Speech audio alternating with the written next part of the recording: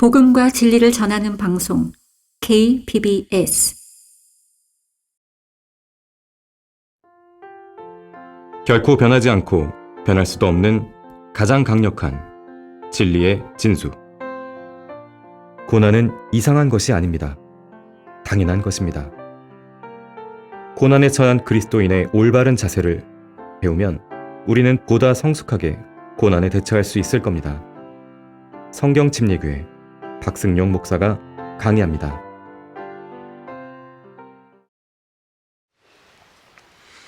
자, 4장 12절입니다. 사랑하는 자들아, 너희를 연단시키려는 불같은 시련에 관하여 너희에게 어떤 이상한 일이 일어나는 것처럼 이상하게 여기지 말고 도리어 너희가 그리스도의 고난에 참여하는 자들이 되는 것이니 즐거워하라. 이는 그의 영광이 나타나실 때에 너희도 큰 기쁨으로 즐거워하게 하려 함이니라. 자, 여기에 연단이라는 단어가 나오고 또 시련, 그리고 고난, 이런 표현들이 나오는데요. 우리가 처음에 베드로전서를 공부하기 시작할 때 베드로전서의 주제는 고난이다 그랬습니다. 고난. 그리스도인들이 받는 고난이죠. 이것이 바로 이 책의 주제입니다. 우리 그리스도인들이 받는 고난은 시련을 통해 오죠. 시련. 때때로 불같은 시련이 우리 삶 속에 나타나기도 합니다. 이러한 시련은 누군가의 계략으로 인해서 다가오기도 하고 또 큰 환난 때문에 일어나기도 하고 잔혹한 조롱이나 채찍질, 감옥에 갇히는 형태, 이런 다양한 모습으로 시련이 오기도 합니다. 심지어 이 불같은 시련이 문자 그대로 일어나기도 하는데요. 대표적인 경우가 다니엘의 세 친구죠. 그들은 불타는 용광로에 던져졌잖아요. 자, 이러한 시련은 우리가 가지고 있는 믿음 때문에 생깁니다. 성경적인 믿음, 주님만을 신뢰하고자 하는 믿음, 세상이 아니라 하나님을 선택하는 그 믿음, 이 믿음 때문에 이러한 시련이 생겨나기 때문에 이것을 가리켜서 믿음의 시련이다, 이렇게 성경은 표현합니다. 믿음의 시련. 자, 이러한 시련이 주어지는 목적을 보니까 12절에서 우리의 연단을 위해서라고 말씀하죠. 연단. 우리를 연단시키기 위해서 시련이 주어지는 것입니다.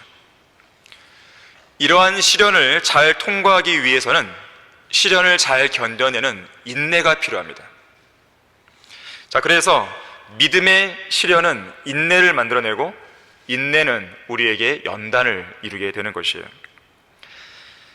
하나님께서 인정하신 의인이요 온갖 고난들을 인내로 견뎌낸 욥은 이런 말을 했습니다. 그는 내가 택한 길을 알고 계시니 그가 나를 연단하시면 내가 금같이 나오리라. 자, 우리가 믿음으로 선택한 많은 일들이 있습니다. 그것으로 인해서 시련을 우리가 당할 때 주님께서는 우리가 택한 길을 알고 계시는 거예요. 그리고 우리를 연단하실 것이고 그 연단 끝에는 우리가 정금같이 빚어지게 되는 것입니다. 다윗도 인생의 고난에 직면했을 때 이렇게 기도했습니다. 오 주여, 나를 시험하시고 살피시어 내 속과 내 마음을 연단하소서 그랬어요. 잠언 17장 3절에서는 도가니는 은을, 용광로는 금을 연단하거니와 주께서는 사람의 마음을 연단하시니라고 말씀합니다. 하나님께서는 우리를 연단하십니다. 때로는 우리를 시험에 처하기도 하시는 거예요. 자, 고난과 시련, 그리고 그로 인한 연단의 과정은 그리스도인의 성장에 있어서 필수 요소입니다. 없어서는 안 돼요. 우리가 성장하려면 반드시 그 과정을 거쳐야 됩니다. 피할 수 없습니다. 자, 그래서 불같은 시련은 우리 인생에 불필요한 요소가 아니에요. 반드시 필요한 요소입니다. 또 그러한 시련을 당했을 때 나에게 무슨 큰일이 나는 거 아닌가, 이렇게 이상하게 생각할 필요도 없어요. 특히 우리는 그런 시련과 고난을 통해서 하나님의 섭리적인 손길을 경험하게 됩니다. 전능하신 하나님께서 우리를 얼마나 많이 사랑하시는지, 또한 우리 온 우주에는 하나님과 같은 분이 없다는 사실도 우리가 깨닫게 되는 것이에요.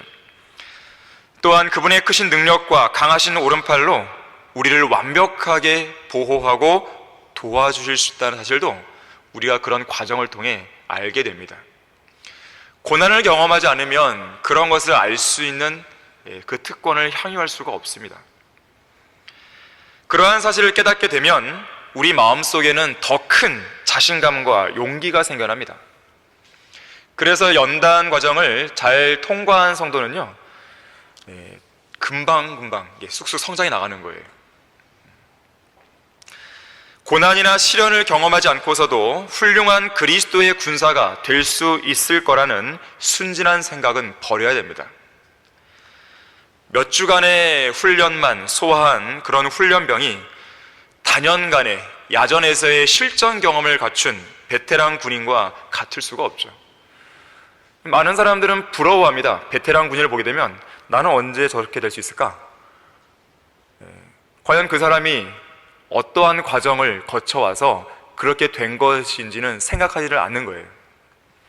그런 건 생각하지 않은 채 그냥 그렇게만 되고 싶을 뿐이죠.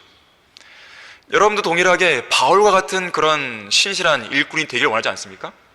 근데 바울이 겪었던 그런 시련들에 대해서는 아무 생각을 안 하는 거예요. 바울이 얼마나 믿음을 지키는 가운데 그런 시련을 겪었는지, 산전수전을 다 겪었는지, 그것에 대해서는 전혀 생각하지 않은 채 그냥 바울처럼 될래, 이런 막연한 생각만을 가지고 있는 것이죠. 자, 그런 생각을 버려야 돼요. 고난은 사도 바울과 같이 산전수전을 다 경험한 베테랑 군인을 만들어냅니다.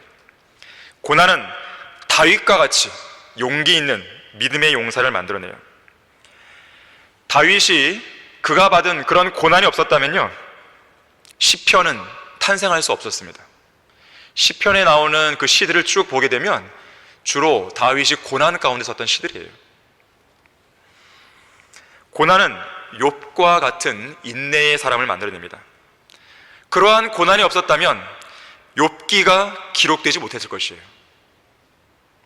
특히나 욥기 38장, 39장, 40장, 41장 이 4개의 장에서 위대한 하나님을 욥은 경험하지 못했을 것이에요.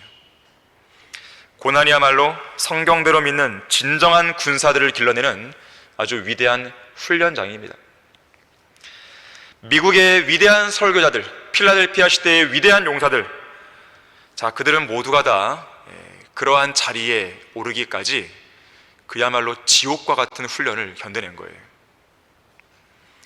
하나님께서 그들을 위대한 설교자로 만드시기 전에 지옥과 같은 시련과 고난을 통과한 것입니다. 고난이나 시련처럼 인생에서 마땅히 받아야 할 그런 몫을 받지 않으려는 사람이 있다면 그 사람은 마치 뭐와 같냐면 이 화려한 상하 궁전에 살면서 자기가 아무것도 아닌데 대단한 사람인 척하며 살고 싶어하는 위선자들입니다. 질이 좋은 순은과 순금은 캐내어지는 것이 아니라 만들어진다는 말이 있어요. 도가니가 은을, 용광로가 금을 연단시킨다는 이 잠언 말씀을 기억해야 됩니다. 그 재질이 은이나 금으로 된 그릇으로 여러분들이 거듭나고 싶다면 고난과 시련을 피하지 마세요. 당당하게 그것을 받아들이는 것입니다. 그저 평범한 질그릇으로 그저 그런 인생으로 마감하고 싶다면 지금처럼 세상이 원하는 평범한 삶을 즐기면서 세상과 적당히 타협하면서 어떻게 해서든지 고난과 시련을 이리저리 피해 다니며 살면 됩니다. 하지만 하나님께서는 그러한 삶을 살기를 원하지 않으세요. 러크만 목사님은 이렇게 말했습니다. 우리에게 어떤 문제가 발생하는 것은 우리로 하여금 무언가를 생각하게 하기 위해서이다 그랬어요. 자, 문제가 없는 인생은 없잖아요. 자, 그런데 문제가 있을 때에 생각을 해야 됩니다. 어찌할 바를 몰라서 당황하지 마시고 왜 이러한 문제가 생겨났을까? 먼저 생각하셔야 돼요. 하나님 앞에서 그 문제를 들고 가갖고 하나님, 이 문제를 통해서 저에게 보여주고자 하는 것이 무엇입니까? 알려주십시오. 그것부터 여러분들이 하셔야 됩니다. 어떻게 하면 이 문제를 빨리 극복하고 해결할 수 있을까? 방법이 없을까? 자신의 머릿속으로 잔머리를 굴리지 마세요. 먼저 주님께 그 문제를 들고 가는 겁니다. 일단 문제의 원인이 뭔지를 알아야죠. 죄 때문에 왔다면 빨리 자백해야 되죠. 빨리 버려야 되죠. 죄가 아니라 우리를 위한 연단의 과정이다. 그러면은 인내가 필요하죠. 주님께 인내를 달라고 기도해야 됩니다. 이것을 잘 통과하게 달라고 기도해야 돼요. 또한 러커 목사님은 이렇게 말했습니다. 우리에게 어떤 비평이나 비난이 주어지는 것은 우리 자신의 믿음을 점검하도록 하기 위해서이다. 인생의 고통은 우리에게 인내를 가르쳐 주기 위해 온다. 눈물과 슬픔은 우리로 하여금 연민을 갖게 해준다. 우리는 낙담이나 좌절을 통해 겸손해지기도 한다. 무언가 두려움이 우리를 압도할 때 우리는 의로운 것을 낳을 수 있다. 고난이 연이어올 때 그것은 우리가 하나님만을 의지하고 육신을 신뢰하지 않도록 가르쳐 주기 위해서이다. 너무나 좋은 권면이죠. 마음속에 새길 수 있는 권면인데 막상 고난에 직면하게 되면 언제 그러냐듯이 싹 잊어버립니다. 이것이 문제죠. 자, 그러한 불같은 시련 이상하게 여기지 마십시오. 오히려 그리스도의 고난에 우리가 지금 동참하고 있구나, 이러한 생각 속에서 즐거워하시면 됩니다. 궁극적으로는요, 그러한 고난이 본문 13절의 말씀처럼 우리가 큰 기쁨으로 즐거워할 그날을 준비시켜줍니다. 그날이 언제입니까? 우리가 큰 기쁨으로 즐거워할 그날이 과연 언제예요? 바로 휴거의 날이죠. 휴거의 날. 휴거는 환희의 날입니다. 가장 큰 기쁨의 날입니다. 또한 그리스도의 심판석에 서는 날이죠. 어린 양의 혼인식에 신부로 서는 날이죠. 자, 우리에게는 그런 기쁨의, 큰 기쁨의 날이 있는 거예요. 그러한 기쁨을 준비하기 위한 과정이 바로 현 시대에 우리가 지금 받고 있는 고난이라는 것을 기억하셔야 됩니다. 자, 그래서 쉬운 일은 아니겠지만 앞으로 여러분의 인생 앞에 고난과 시련이 닥치면 안절부절 못하지 마시고 오히려 큰 기쁨으로 즐거워할 영광스러운 날을 바라보는 가운데 기대에 찬 마음으로 그 불같은 시련을 인내로 견뎌내야 됩니다. 지금까지는 잘 그렇게 못했다면 지금부터라도 고난이 오면 그 고난의 원인이 어디에 있는지 먼저 주님께 물어보시고, 그리고 그 원인을 발견했다면 거기에 맞게 여러분들이 죄를 자백하거나 아니면 인내로 견뎌내는 거예요. 자, 이어지는 14절에서 16절 보겠습니다. 너희가 그리스도의 이름을 위하여 욕을 당하면 복이 있느니라. 복이 있다고 그랬습니다. 이는 영광의 영, 곧 하나님의 영께서 너희 위에서 안식하고 계시기 때문이라.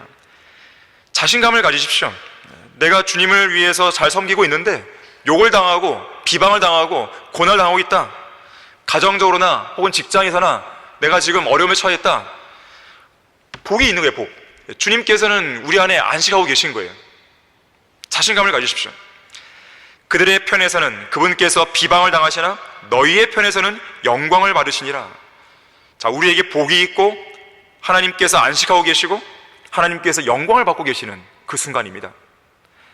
너희 중에 누구도 살인자나 도둑이나 행악자나 다른 사람들의 일에 간섭하는 자처럼 고난을 당하지 않게 하라.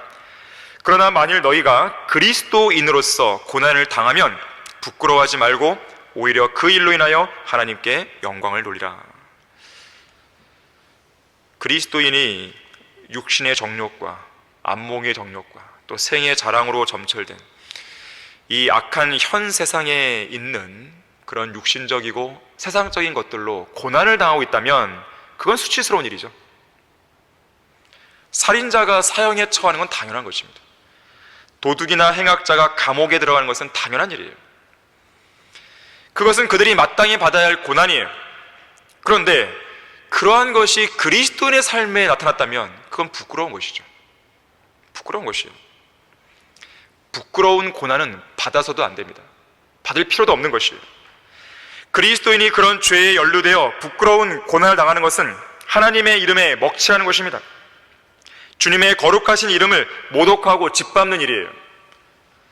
죄를 함부로 짓지 마십시오. 죄를 가볍게 여기시면 안 됩니다. 내가 어떤 죄를 짓는 순간 수많은 영적인 존재들이, 우리를 대적하는 그 존재들이, 하나님을 대적하는 존재들이 하나님을 비방하는 그러한 모독거리로 삼을 수 있다는 것을 기억하셔야 돼요. 이 본문에서 사도 베드로는 이런 부끄러운 고난일랑 제발 당하지 말라고 우리에게 권면하는 것입니다. 그에 반해서 그리스도의 이름을 높이기 위해 욕을 당한 것이라면 그건 오히려 복 있는 일이에요. 왜냐하면 그 일을 통해서 그리스도의 이름이 더욱 높여지기 때문에 그렇습니다. 구원받은 그리스도인들은 예수 그리스도와 진리의 말씀으로 인해서 고난을 당할 때마다 영광을 받으시는 주님의 모습을 머릿속에 떠올려야 돼요. 내가 지금 고난을 당하고 있어요. 아, 주님께서 기뻐하시겠구나. 영광을 받으시겠구나. 자, 그것을 믿음으로 주장할 수 있어야 됩니다. 특히 세상의 비방을 받을 때 영광의 영이신 하나님의 영께서 우리 위에 아주 편안하게 안식하고 계신 거예요. 하지만 죄로 인해서 우리가 고난을 당하고 있다면 하나님께서 슬퍼하시죠. 우리 안에서. 자, 이렇듯 그러한 목적으로 받는 고난, 주님을 위해서 받는 그러한 고난은 우리 각자에게 복이 되는 일이기 때문에 굳이 고난에서 벗어나려고 구차하고 비굴한 행동을 하면서 주님의 이름을 욕되게 해서는 안 됩니다. 바울은 어땠습니까? 바울은 감옥에 갇힌 적이 있었잖아요. 그럼에도 불구하고 단 한 번도 감옥에서 어떻게 하면 풀려나갈 수 있을까? 이것을 위해서 꼼수나 편법을 쓴 적이 없습니다. 그리스도인은 당당해야 됩니다. 어떤 상황에서도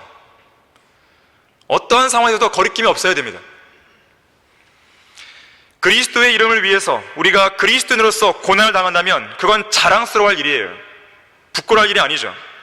위축당할 일도 아닙니다.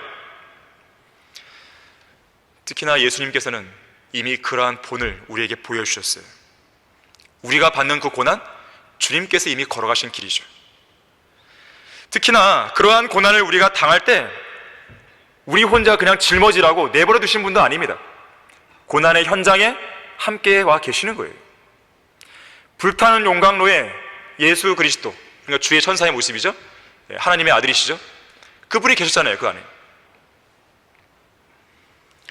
결국에는 이러한 고난을 통해서 우리는 하나님께 영광을 돌리게 되어 있어요.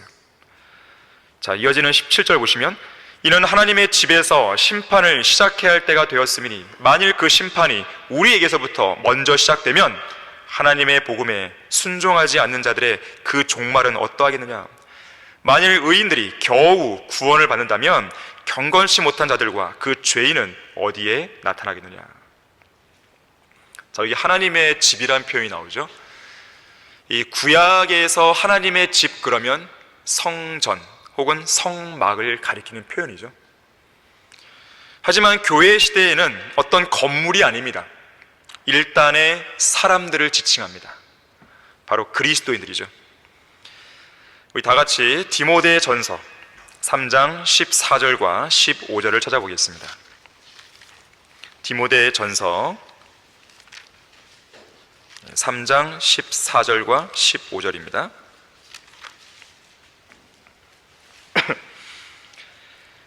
내가 속히 내게 가기를 바라면서 이것들을 쓰노라. 그러나 만일 내가 지체하면 내가 하나님의 집에서 어떻게 처신해야 하는가를 알게 하는 것이라. 자, 하나님의 집이라는 표현이 나왔는데 그 정의가 바로 이어지는 내용이 나오죠. 이 집은 살아계신 하나님의 교회요 진리의 기둥과 터전이니라 그랬습니다. 자, 하나님의 집은 이 교회 시대에는 진리의 기둥과 터전인 살아계신 하나님의 교회로 정의되고 있습니다. 이게 건물이라면 진리가 기둥이 되면 안 되겠죠. 진리가 터전이 될 수가 없죠. 이게 건물이라면. 그렇잖아요. 건물이 아닙니다. 하나님의 교회입니다. 다시 말하자면 그리스도의 몸을 구성하는 그리스도인들이에요.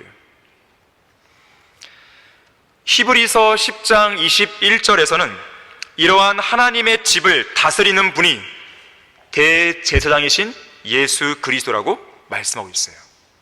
자, 이유가 무엇입니까? 예수님께서는 하나님의 집, 그러니까 하나님의 교회의 머리이시잖아요.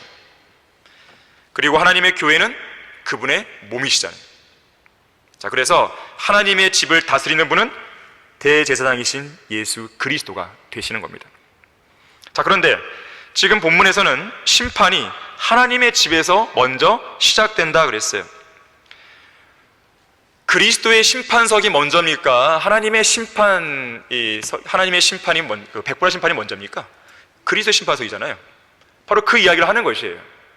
그리스도인들이 대환란 직전에 휴거돼서 그리스도의 심판석으로 나아가서 먼저 심판받는 거죠. 하나님의 복음에 순종하지 않은, 믿음으로 구원받지 않은 사람들이죠. 이런 구원받지 않은 죄인들이 백보자 심판에 서기 전에 그리스도인들이 먼저 심판을 받는 것입니다. 이처럼 그리스도인들이 심판을 먼저 받아야 하는데요. 이렇게 그리스도인들도 심판을 받아야 하거늘 복음에 순종하지 않는 구원받지 못한 죄인들의 종말은 어떠하게 되냐라고 17절 말씀은 묻고 있는 것입니다. 재론의 여지가 없죠. 그 결과는 멸망이죠, 멸망. 여기서 하나님의 복음에 순종하지 않는 자들, 어떤 행위를 말하는 게 아닙니다. 복음을 믿지 않는 자들이죠. 복음에 순종한다는 것은 복음을 믿는 거예요. 이런 자들의 최후는 불길 가운데서 벌을 받는 것입니다. 하나님을 알지 못하는 자들과 우리 주 예수 그리스도의 복음에 순종치 아니하는 자들을 불길 가운데서 벌하시리니 이런 자들은 주의 임재와 그의 능력의 영광으로부터 떠나 영원한 멸망의 형벌을 받게 될 것이라고 성경은 말씀합니다.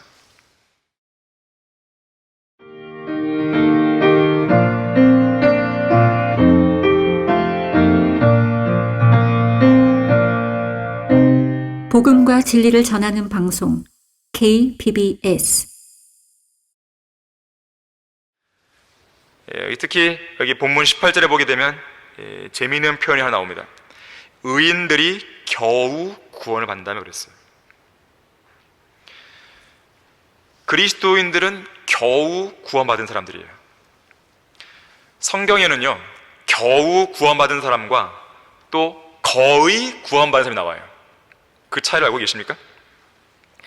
겨우 구원받은 사람은 구원받은 사람이에요, 실제로. 거의 구원받은 사람은 구원받지 않은 겁니다. 겨우와 거의의 차이예요. 우선요, 성령으로 거듭난 우리 그리스도인들은 겨우 구원받은 사람들이라고 말합니다. 왜 그럴까요? 우리는 하마터면 예수님 못 믿고 죽을 뻔했잖아요. 그렇잖아요. 하나님께서 우리에게 자비를 안 베푸셨다면 우리는 지옥에 가 있을지 모른단 말이에요. 예수 그리스도를 구주로 믿지 않은 채 허물과 죄들 가운데 살다가 언제 죽을지도 몰랐고 또 언제 지옥으로 떨어질지도 몰랐던 그런 사람들인데, 그야말로 기적적으로 하나님의 은혜와 자비로 구원을 받은 사람들이에요. 그런 의미에서 겨우 구원받았다 말하는 거예요. 하마터면 구원받지도 못하고 죽어서 불과 유황이 타는 못에 참여하여 영원한 고통을 받을 뻔한 그런 신세였는데, 정말이지 간신히 구원받은 그리스도인들이죠. 반면에 거의 그리스도인 사람이 있습니다. 우리 다 같이 사도행전 26장 찾아보겠습니다. 사도행전 26장 27절에서 29절입니다.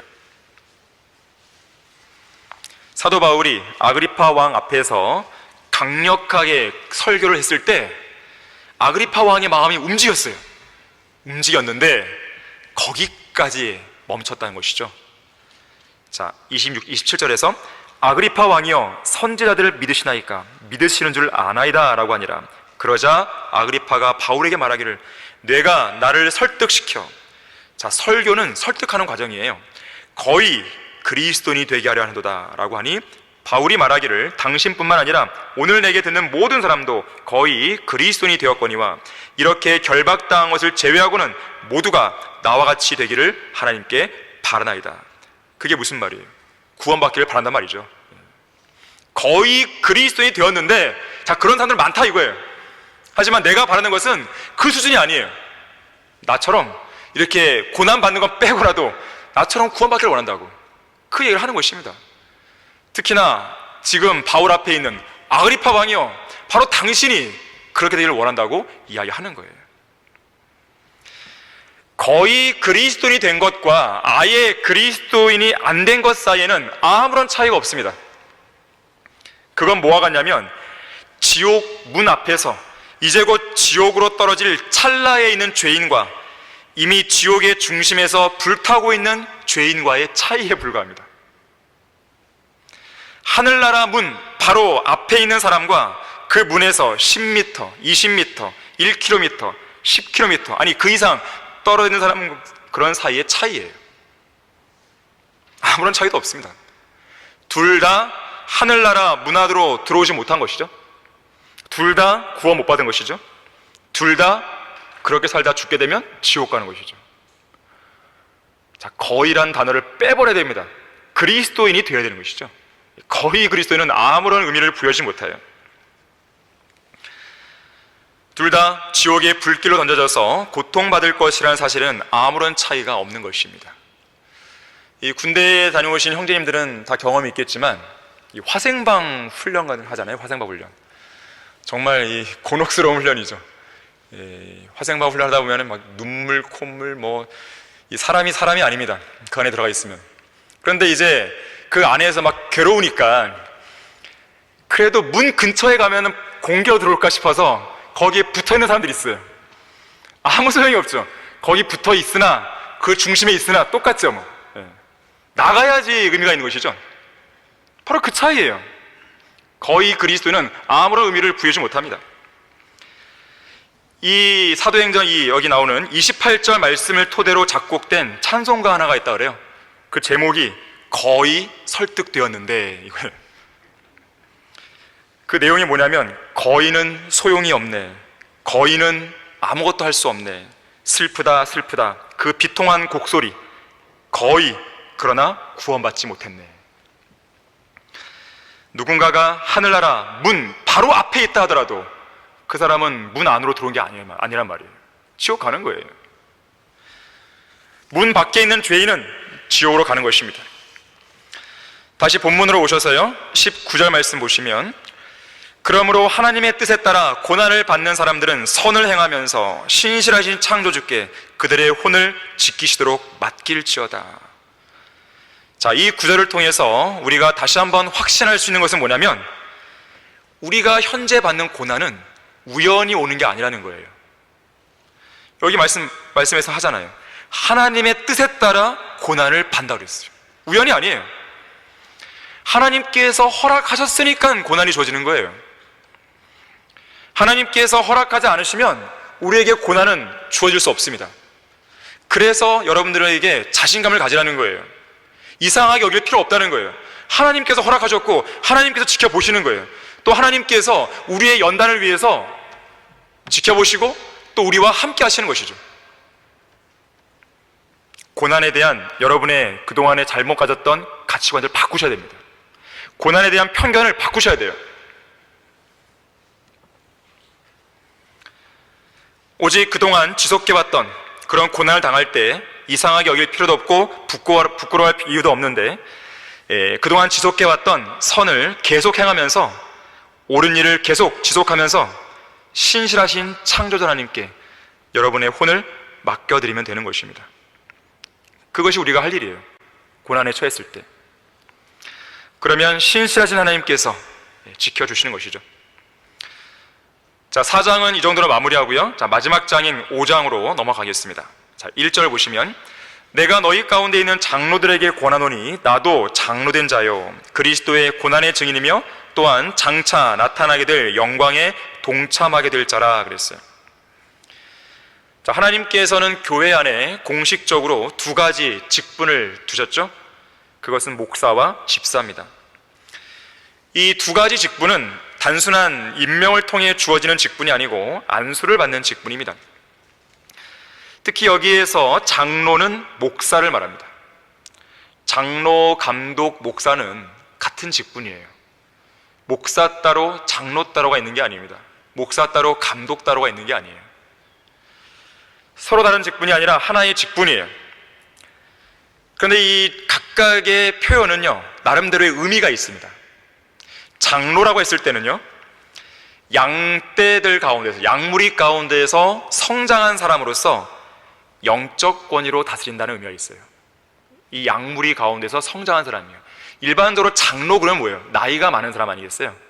구약에서 장로라는 표현이 나오는데 일반적인 의미는 나이가 많은 사람이에요. 나이가 많으면 당연히 아는 것도 있고 경륜도 있고 그만큼 권위가 부여되어 있는 것이죠. 자, 이것이 이제 특별히 이 신약에 와서는 장로라고 하는 어떤 하나의 직분으로 언급이 되고 있는 것이에요. 자, 그래서 장로라고 부를 때는 양들 가운데서 성장한 사람, 나이도 나이겠지만 영적으로 성장한 것이죠. 그런 사람으로서 영적 권위를 다스린다, 이런 의미가 있습니다. 감독이라고 했을 때는요, 말 그대로 감독한다는 의미가 강해요. 양무리를 돌보고 양무리를 감독하는 것이죠. 목사라고 그랬을 때는요, 양들을 치고 돌보는 거예요. 양떼를 친다는 말 있잖아요. 목양의 임무를 하는 것, 이런 의미가 목사에는 담겨져 있습니다. 자, 그래서 흔히들 잘못 알고 있듯이 장로들은 교회 행정에나 관여하는 나이 많은 어른 성도들, 그게 아니에요. 그건 잘못 알고 있는 것이에요.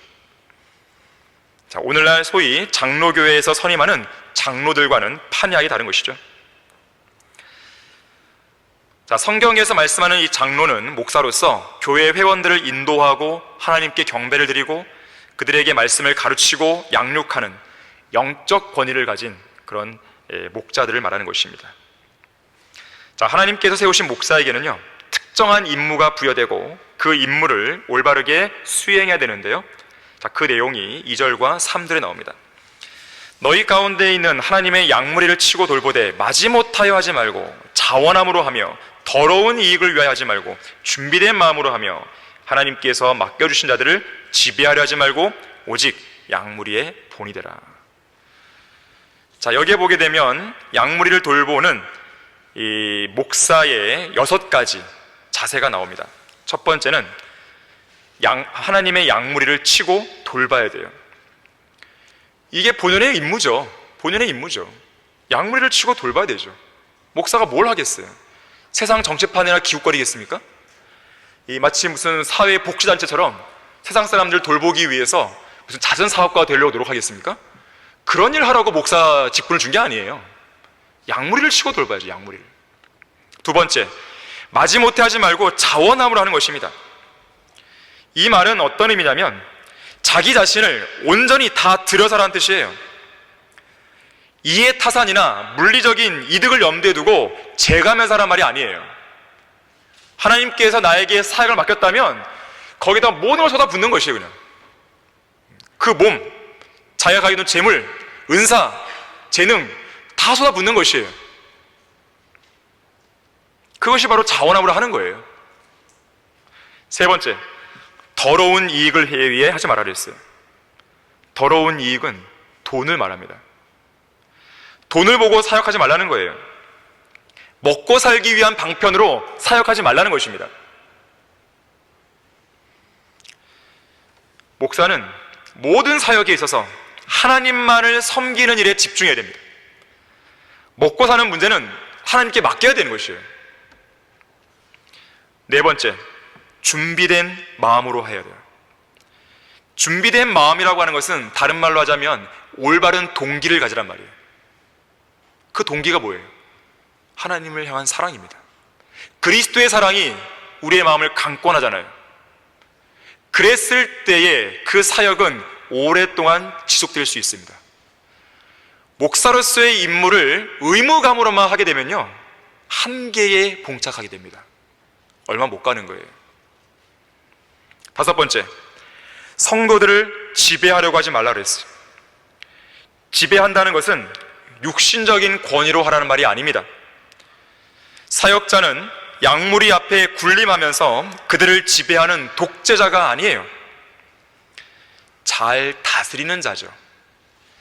영적인 권위를 가지고 올바르게 조언도 하고 책망도 하고 권면하는 것을 말합니다.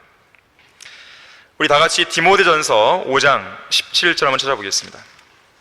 디모데전서 5장 17절입니다.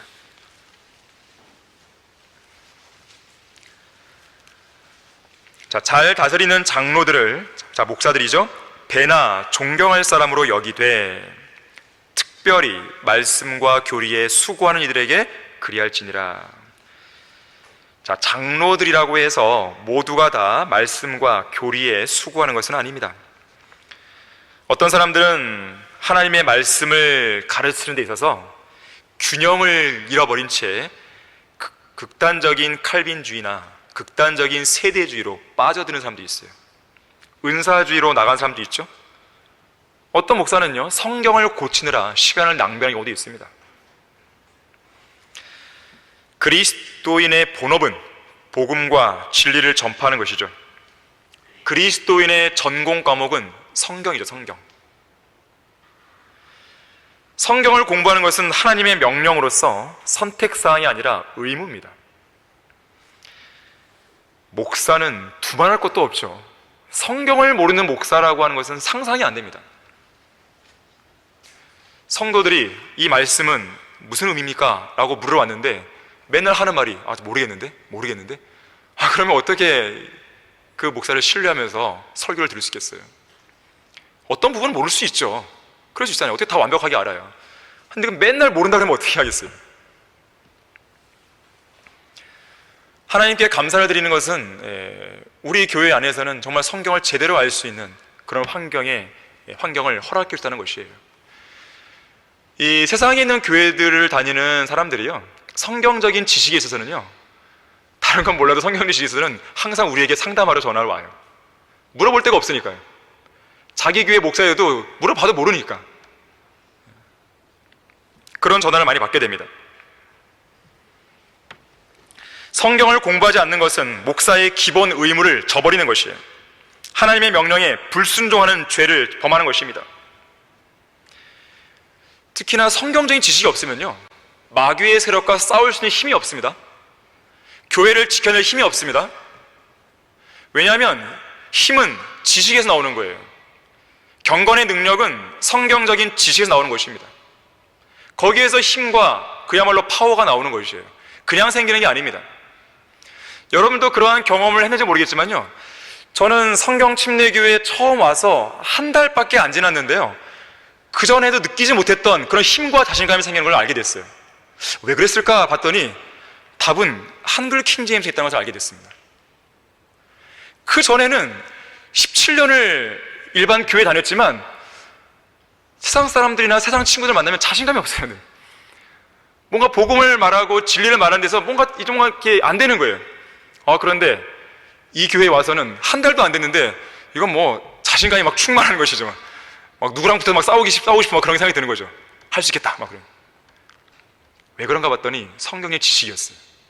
그 지식, 올바른 지식이 여러분 안에 형성되면요, 그 어디에서도 얻을 수 있는 힘이 생깁니다. 자신감이 생기는 거예요. 두려움이 없습니다.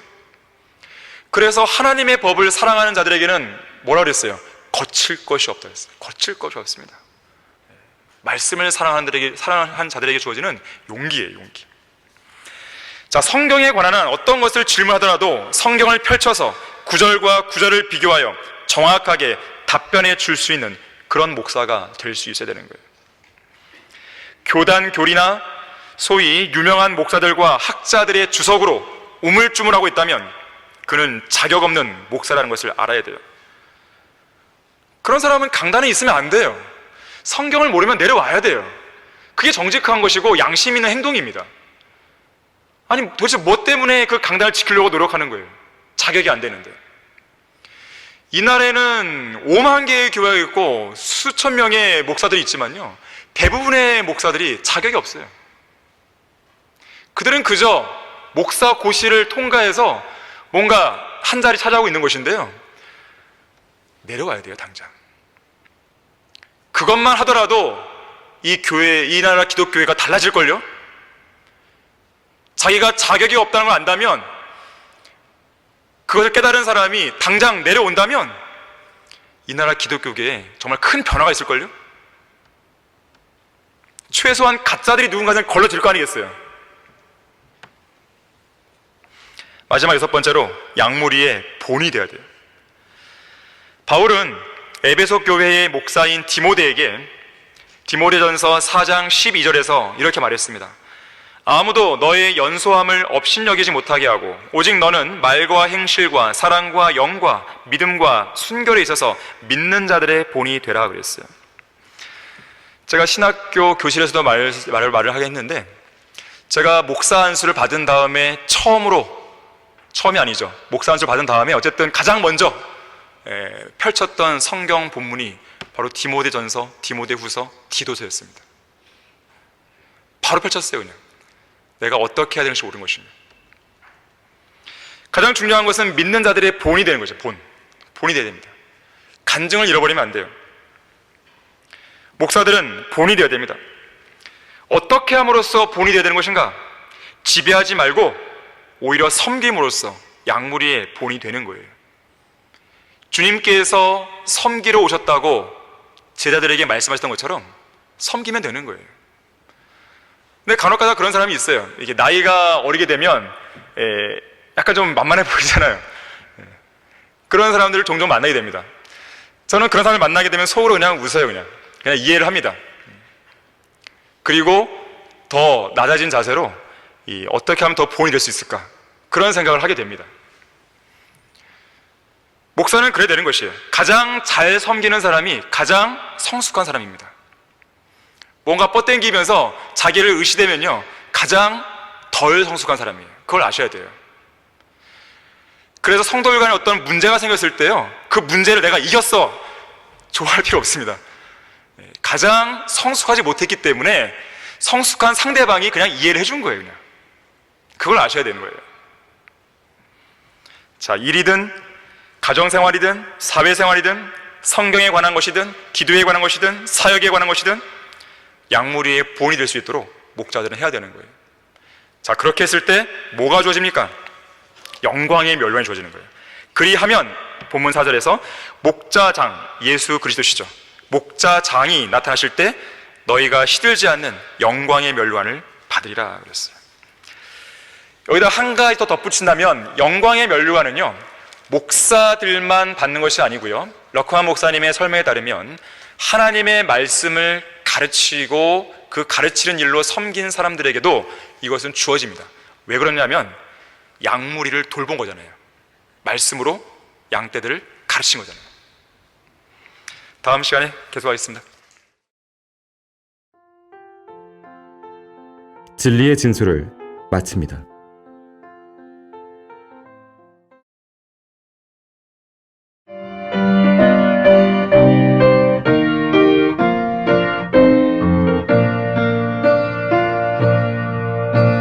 복음과 진리를 전하는 방송 KBS